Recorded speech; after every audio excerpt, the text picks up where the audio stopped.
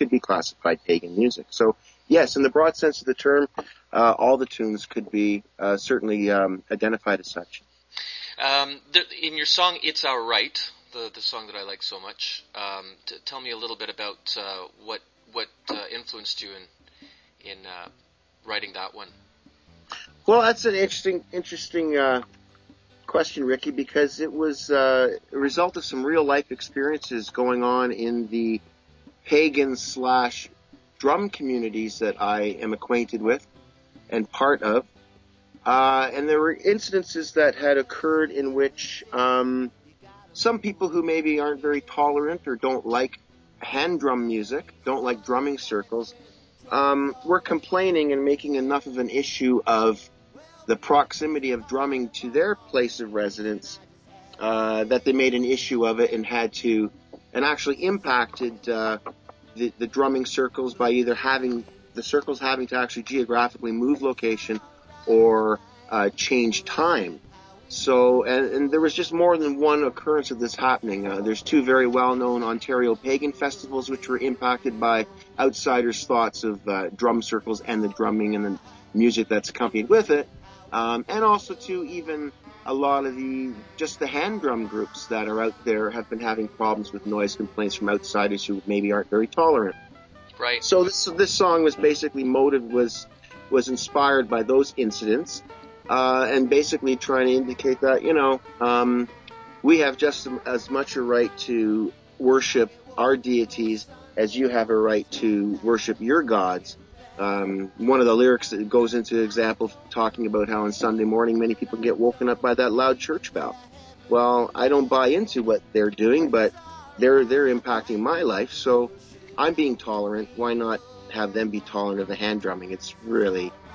it's making a point of tolerance and understanding as opposed to conflict. Absolutely. As you might know, I'm drumming myself, and I've experienced some of that intolerance myself around in the festivals as well as around Toronto here in the drumming circles. Yep. Yeah. So I know exactly what you're talking about. Yeah, it certainly does happen, unfortunately. Time Ain't Changing My Ways. What's that one about? Well, that's the lyrical content of that song is very much autobiographical. Basically, celebrating my choice in lifestyle and spirituality, and just putting it out there. It's kind of like my personal manifesto.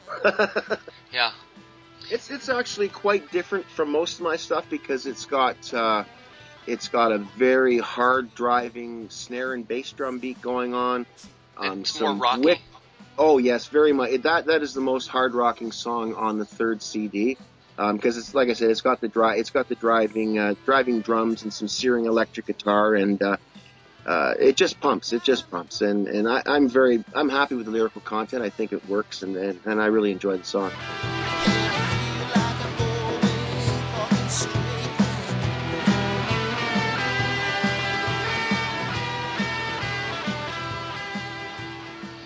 And then Together Again. This is what we're going to close off with. What's that one about? That song, Ricky, was actually inspired by my self-realization of having lived past lives, and that realization came about through dreaming and some lucid dreaming and some meditation.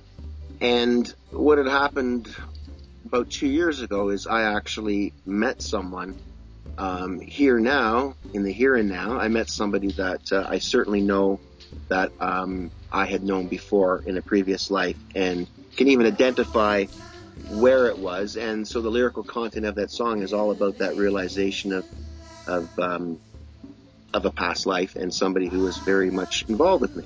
Wow, you know what? I've got to pay more attention to this song now because people like us, Thoth, who keep our minds and hearts open towards the possibility of other lives, and who have experienced memories of other lives, of what we think are other lives, and are musicians, all have a song like this in our hearts, that because I've got one as well. It's called Celtic Eyes, and right on. You just pretty much described my piece as well. There you go. Yeah. Yes, and anybody who comes onto our website will, if they click on the image of the album cover, It's Alright, we'll go directly to http://cdbaby.com /all, and then /Thoth Ganesh, and that's in English, because it's an Egyptian name, Thoth, Thoth, and Ganesh, it's all one word. So cdbaby.com /all/Thoth Ganesh. Here's something I've always wanted to ask you about. Why don't you tell me what inspired you to call yourself Thoth Ganesh? Sure, Rick.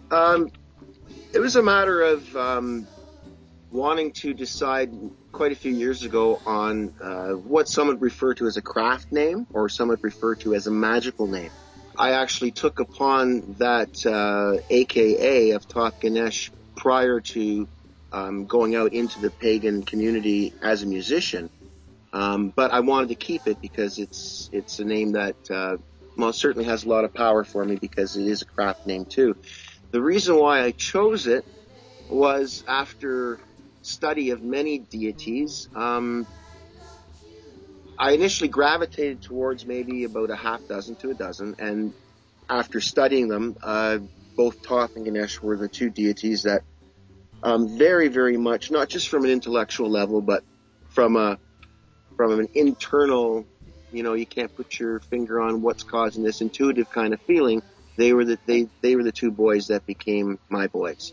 They're, the one thing they both have in common is they are known as deities of communication, and communication certainly is very, very, very much right up there on my list of important things, because if you can't communicate, well, there's going to be some trouble afloat, right? In my training, I've come to know Thoth and Ganesh as being very powerful and very well-known psychopomps. And what psychopomp is they stand at the doorway between places, and they also take you between the worlds. Both Thoth and Ganesh. Ganesh is the quintessential psychopomp. He is the doorway. Yeah. In fact, I only because of syntax did I actually put Thoth before Ganesh, because in reality, the more realistic thing to do, or more appropriate thing to do, for lack of a better word, would have been to name myself Ganesh Thoth, because Ganesh is the one deity that all Hindus will go to first before they go to any other god, because he's known as the breaker of barriers. He breaks down obstacles. But having said that, he doesn't seem to mind that Thoth is the forename and he's the surname. Very good. That's very good. Well, Thoth in the Greek and Roman pantheon is considered Hermes and Mercury. Yes. So they pretty much fill the same office, as far as I know, right? Yes, most definitely. Yeah. And then of course Thoth too has the additional benefits of the god of writing, the god of books, the god of languages, so many things. I mean, both him and Ganesh in certain parts of the world at certain times were actually the quote-unquote god. There was no one above them, right? Right. Thoth, I know, was the, if I have my mythology correct, he was the teacher of humanity. He taught all humanity culture and words and song and all things artistic. I think it's a great name that you've got. I'm kind of envious. Anyway, what are you up to in the near future? The very near future, I have the distinct honor of performing at Pagan Fest 2010 Beltane. It's going to be May 1st, Saturday the 1st. I'm actually organizing and putting on the Saturday night concert, which will start at 7 and end around midnight. Headlining the show will be my Doors cover band called Morrison Hotel. Right. I'll be closing off the show with myself and a few musicians, and we'll be going as the Pagan Fest All-Star Band. I'll be bringing up some special